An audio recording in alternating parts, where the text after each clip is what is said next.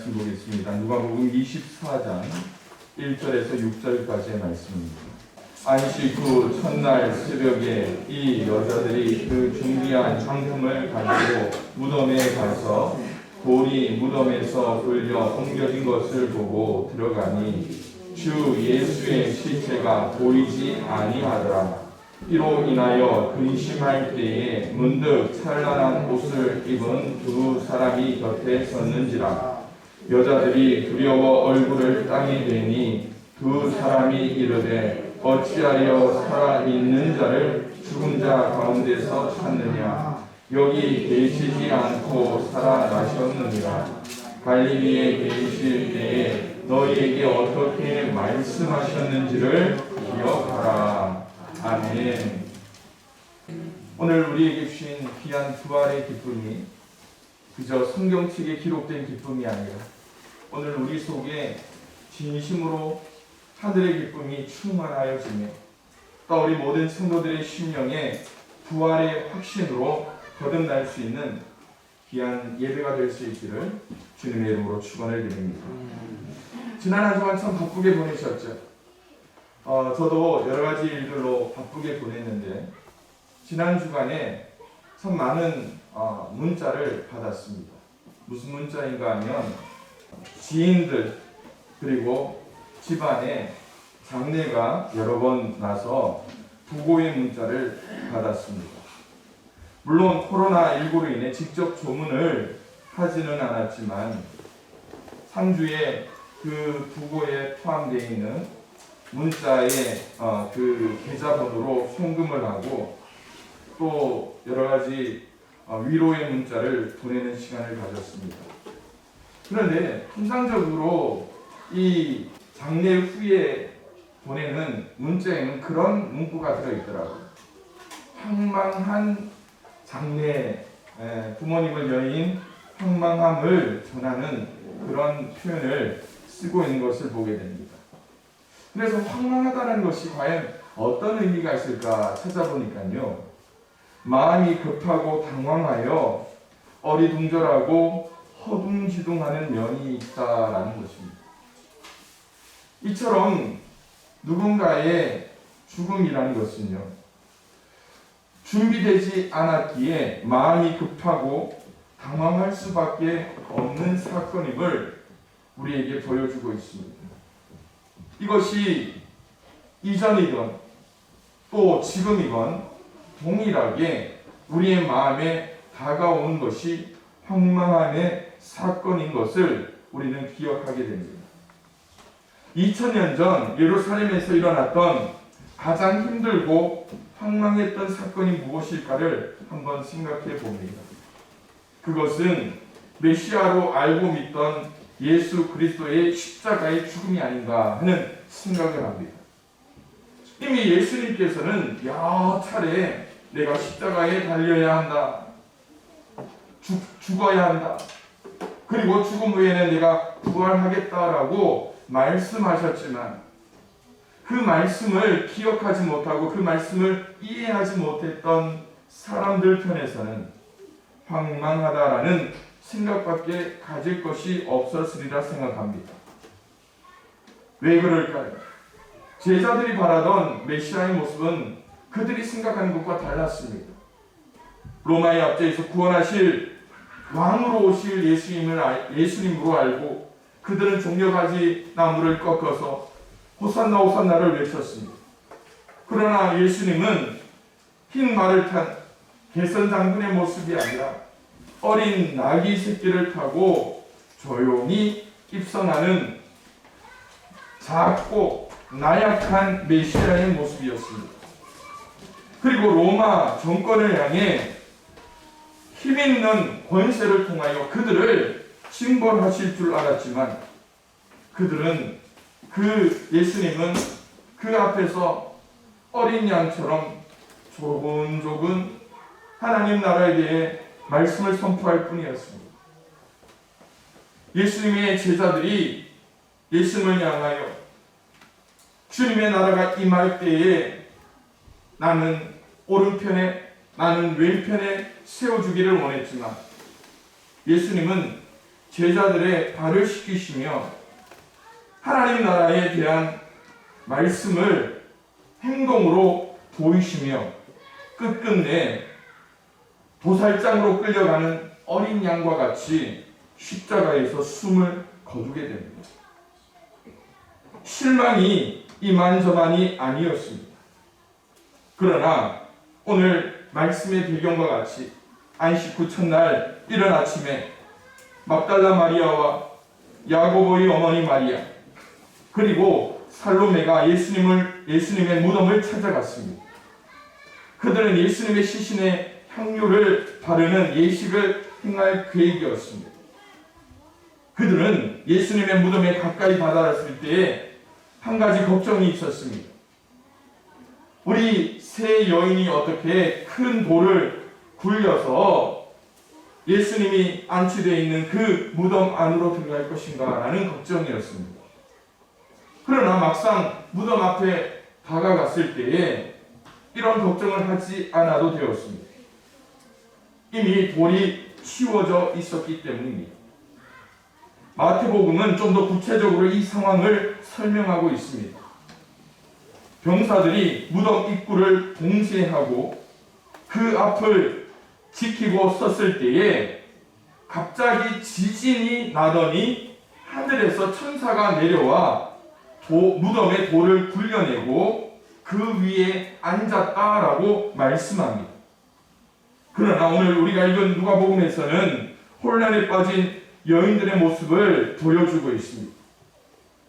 그들이 놀라 어찌할 바를 모르고 있을 때에 흰 옷을 입고 광채가 나는 천사 둘이 나타나게 됩니다. 여인들이 두려워 떨며 땅에 얼굴을 대었다라고 이야기하고 있습니다. 그때 천사가 이렇게 말씀합니다. 어찌하여 살아있는 자를 죽은 자 가운데서 찾느냐라고 묻게 됩니다. 그러면서 천사들은 예수님께서 평상시에 말씀하셨던 말씀을 기억나게 하시죠.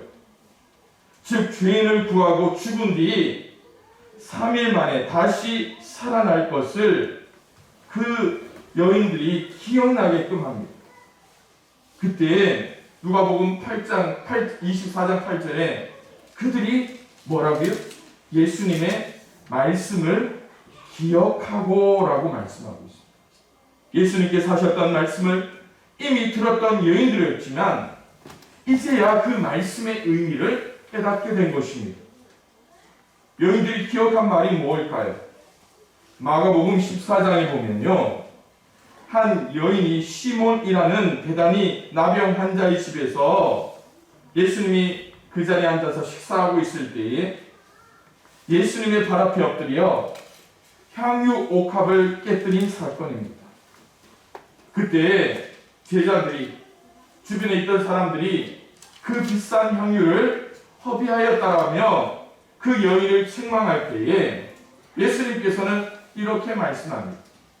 그는 힘을 다하여 내 몸에 향유를 부어, 뭐라고요? 다 함께 읽을까요? 시작. 내 장례를 미리 준비하였느니라. 예수님께서 이미 마가복음 14장에 이르러서 이 여인의 행동을 통하여 오늘 이 무덤가에 찾았던 세 여인이 하지 않아도 될 일을 미리 행했다라는 거예요. 그것이 뭡니까? 내 장례를 미리 준비하였다. 죽은 후에 너희들이 무덤을 찾아오더라도 이미 치러진 장례를 통하여 2번 장례를 치를 일이 없었다라는 것입니다. 그렇다면 부활주일을 맞아 우리의 신앙생활 가운데 부활의 주님은 과연 어디에 있는가? 여러분들에게 질문을 합니다. 여러분, 예수님의 부활을 믿습니까? 혹 그것이 무엇인지 깨닫지는 못하지만 해마다 찾아오는 부활절을 통하여 예수님이 부활했다면 그 부활하신, 다시 살아나신 예수님은 과연 어디에 있을까요? 여러분의 신앙이 지금 어디에 머물고 있는가를 우리는 생각해야 됩니다. 혹 과거에 안주하며 옛 은혜에 머물러 있는 것은 아닙니까? 이전에 예수님이 하셨던 말씀의 뜻을 기억하지 못하면 여인들과 같이 십자가의 죽음과 같은 세상 사람들의 이야기나 하는 황망한 사건을 우리는 경험할 수밖에 없습니다. 예수님의 무덤에 시신이 없음을 바라보며 우리는 예수님은 나와 똑같이 죽겠네? 죽어버린 예수님으로 치부하고 있는 것은 아닐까요? 그렇기에 저는 오늘 부활의 주님이 어디 계신지 우리가 기억하고 부활하신 주님과 함께 부활의 신앙을 살아가는 것이 얼마나 중요한가 저와 여러분들이 생각해보고 내 믿음에 그 굳어있는 심령을 갈아엎어야 된다는 거예요. 그러므로 말미암아 오늘 이 부활절 말씀을 통하여 저와 여러분들이 나눌 첫 번째 말씀은 예수님은 임마누엘이라는 그 이름을 통하여 하나님의 사랑이 머무는 곳에 부활의 주님으로 임재하고 있다는 것을 우리는 기억해야 된다는 것입니다. 여러분, 예수님이 오신 이유는요, 십자가를 지고 하나님의 사랑을 확증하기 위해서예요. 여러분, 하나님의 사랑을 확증한다는 것이 뭡니까? 마태복음 1장에 보면 예수님의 탄생에 대한 말씀을 기록하고 있으며 예수님에 대해서 이렇게 말씀합니다. 아들을 낳으리니 이름을 예수라 하라. 그가 자기 백성을 그들의 죄에서 구원할 자이심이라 라고 말씀합니다. 그러나 후반절에 더 구체적으로 그 백성의 죄를 구원할 것이 어떤 것인가를 보여주고 있습니다. 보라, 처녀가 잉태하여 아들을 낳을 것이요 그의 이름은 임마누엘이라 하리라. 이를 번역한즉 하나님이 우리와 함께 계시다 합니다. 맞습니다. 오늘 예수님이 어디에 머물까요? 하나님의 사랑이 머무는 곳에 오늘 우리와 임마누엘 하겠다라고 약속하고 있다는 것입니다. 그러나 여러분, 지난번에도 제가 여러분들과 말씀을 나눌 때에 우리 속에 영적인 건망증, 영적인 망각 증세가 얼마나 많이 우리를 어린아이처럼 만들고 있는가를 생각해봐요. 필요할 때만 주님을 찾습니다. 필요할 때만 하나님 앞에 나아갑니다. 그러다 보니까 우리는 하나님이 임마누엘, 항상 함께하겠다, 항상 우리와 지켜주겠다, 그 말씀에 대해서 잊어버릴 때가 얼마나 많은지 몰라요. 제가 어릴 때 가장 많이 싸운 사람이 있습니다. 저하고 가장 많이 싸운 사람이 누구일까요? 네, 여기 계신 분들은 아닙니다. 그죠? 누구랑 제일 많이 싸웠느냐면 제 누나와 그렇게 많이 싸웠습니다. 그런데 저를 제일 많이 챙겨주신 분이 누구일까요? 네, 누나예요. 그때는 왜 그렇게 많이 싸웠고 그때는 왜 그렇게 이게 건드리기만 해도 싸웠는지 몰라요. 그런데 여러분, 아무리 싸우더라도요, 이때만 되면 제가 누나한테 항상 빌면서 사정사정하는 일이 있었습니다. 이게 뭐냐면 밤에 갑자기 배가 아파서 화장실을 가야 할 때 그때가 되면 세상에 있는 거 없는 거 다 꺼내다가 누나한테 사정사정을, 어린 나를 화장실까지 데려다 줄 사람이 누나밖에 없었기 때문에. 화장실이 옛날 집은 어떻습니까? 왜 그렇게 멀리 있는지. 집 앞도 아니고 뒷곁을 돌아가면 구석탱이에요. 요즘은 다 수세식으로 되어 있지만 어떻습니까? 푸세식. 그래서 화장실에 가려면요, 전기 스위치를 올립니다. 전기 스위치를 올리면 요즘처럼 환하게 불이 올까요? 아니, 그때만 해도요, 누구는 30촉짜리 전구라고 하는데 30촉도 안 되는 빨간색 전구 하나, 그거를 달려 있는데 그거에 불이 켜집니다. 또 어떻게 합니까? 그것도 보이지 않으니까 베개만한 목숨만한 랜턴을 들고 갈 때 어떻게 합니까? 일부러 쿵쿵쿵 소리를 내요. 왜 그럽니까? 무서워서. 앞에 있는 쥐라도 도망가라고 그럽니다. 그리고 화장실에 딱 앉죠. 문을 닫습니다. 그때부터 내 속에 있는 것과 싸우지만 내 입은 어떻게 해야 됩니까? 밖에서 기다리는 누나와 이야기를 합니다. 별 것도 아닌데 계속 질문합니다. 뭐라고 질문합니까? 누나 거기 있지? 누나 거기 있지? 하다가도 그 질문 또 한 번, 두 번이지. 어느샌가 누나 목소리가 들리지 않습니다. 그러면 그죠? 볼일 보던 것도 얼른 마무리하면서 어떻게 합니까? 신문지 찢어가지고 옛날이니까 신문 다 안 써보셨어요? 다 써보셨잖아요. 신문지 비벼가지고 비닐 처리하고 얼른 뛰어와서 그때부터 또 어떻게 합니까? 세상 모든 것 다 줄 줄 알았던 누나와 다시 싸웁니다.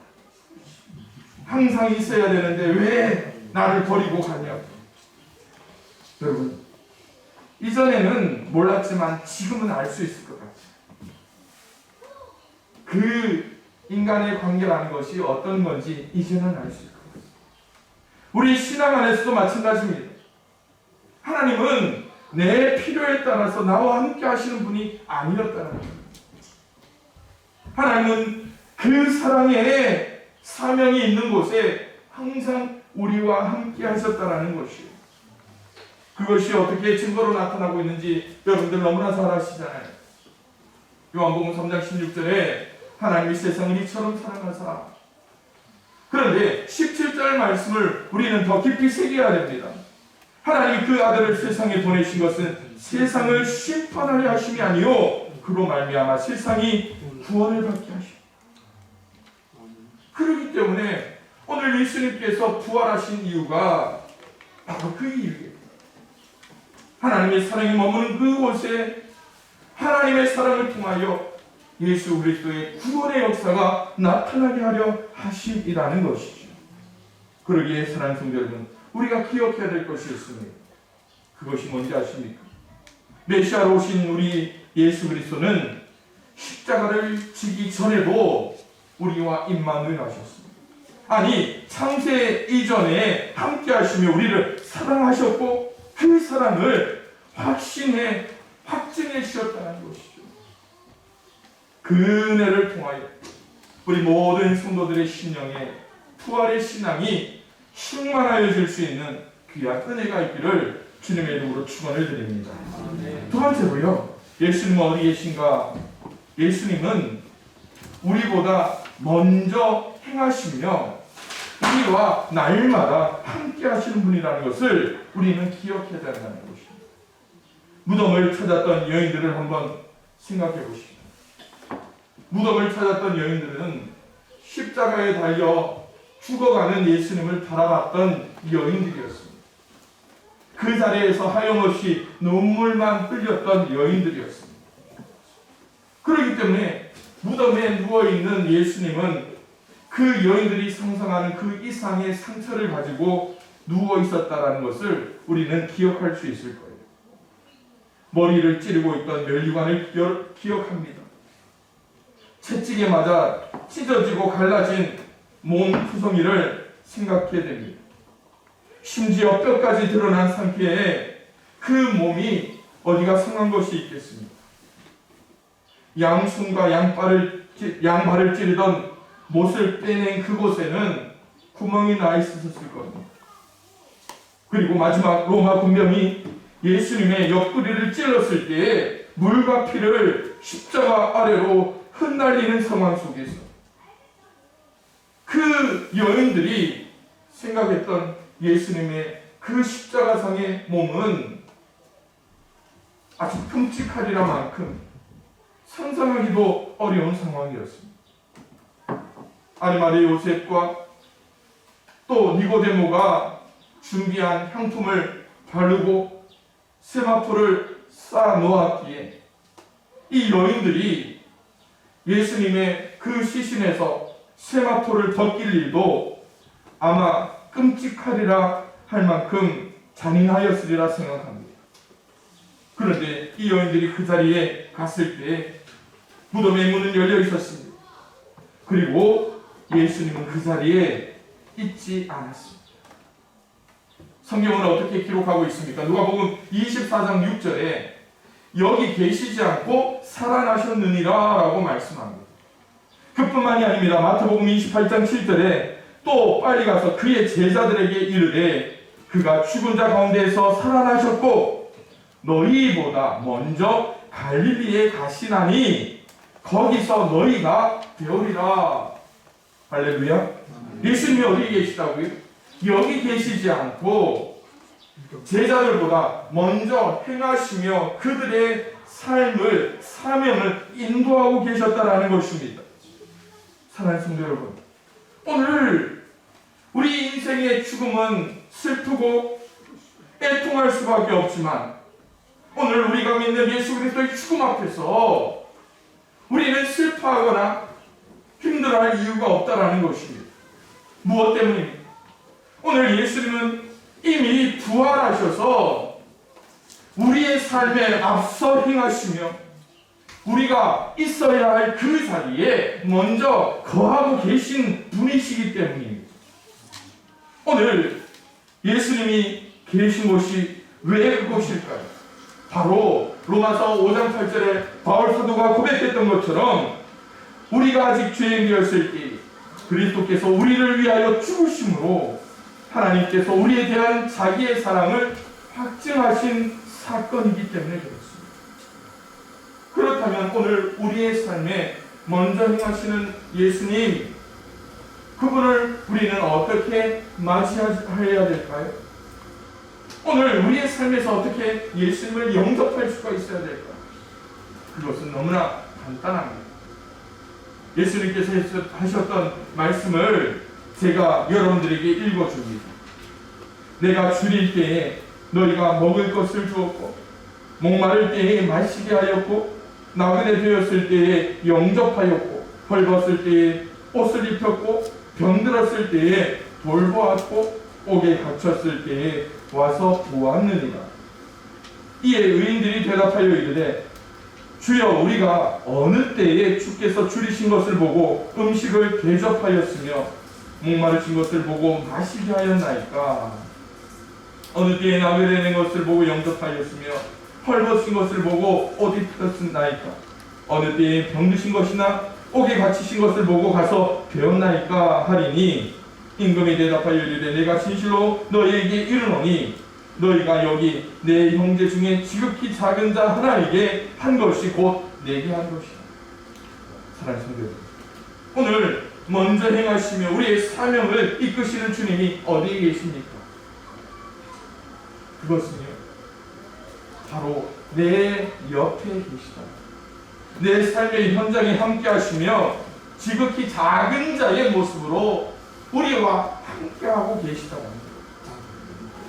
그러기에 오늘 우리의 심령을 통하여 그저 높은 것, 나의 명예, 나의 권세, 나의 소유를 생각하며 나아가는 것이 아니라 예수님이 이미 먼저 행하시며 나와 함께 거하시는 그 낮은 자리, 작은 자리, 섬김의 자리로 나아가서 신앙의 진정한 가치, 부활의 진정한 가치를 회복할 수 있는 저와 여러분들이 되어야 된다는 것입니다.